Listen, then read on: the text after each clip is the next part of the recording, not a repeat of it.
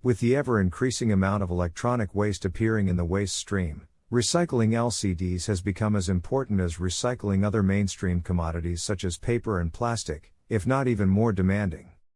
With several billion LCDs being produced worldwide, the amount of electronic waste from LCDs has been increasing at a rapid rate.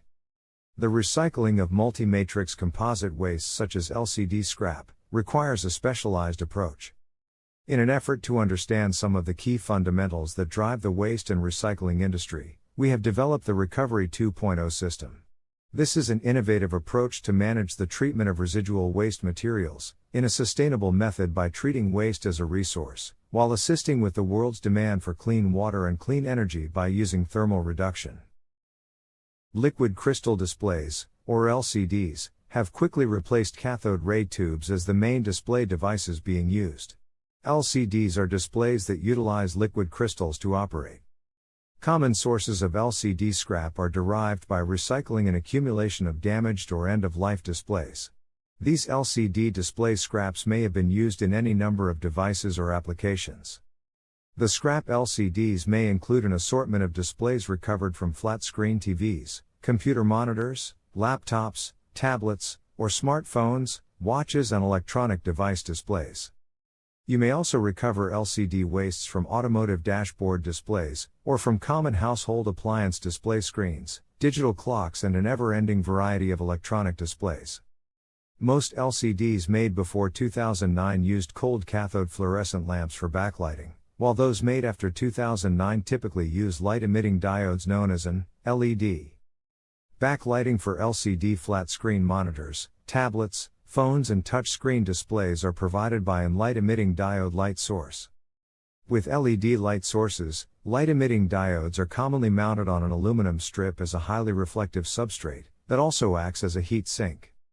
Liquid crystal displays may contain several combinations of multi-layered materials, but typically they consist of a glass substrate coated with indium tin oxide, commonly referred to as ITO, along with layers of plastic films and specifically low molecular weight organic compounds like pneumatic liquid crystals.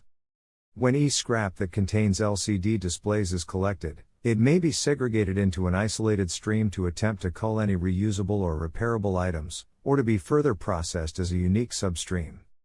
The isolated substream fraction may be ideal for further manual or automated extraction and recovery of specific items, such as the liquid crystal media. But typically, the LCD content material is shredded, either in the isolated stream or along with the e-scrap flow. The bulk shredding of LCD content materials results in the production of a black glass mass residue fraction.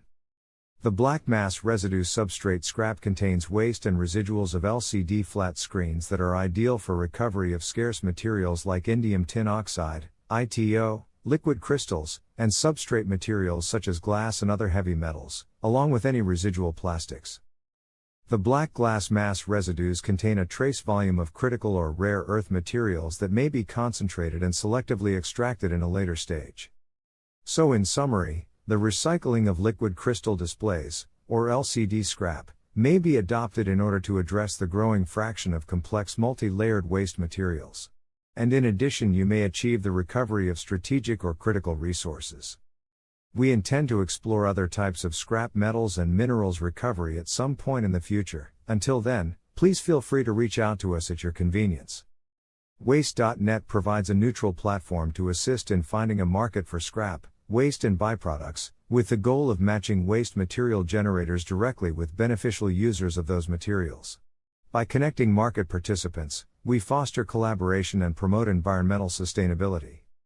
Please feel free to visit us today at www.waste.net.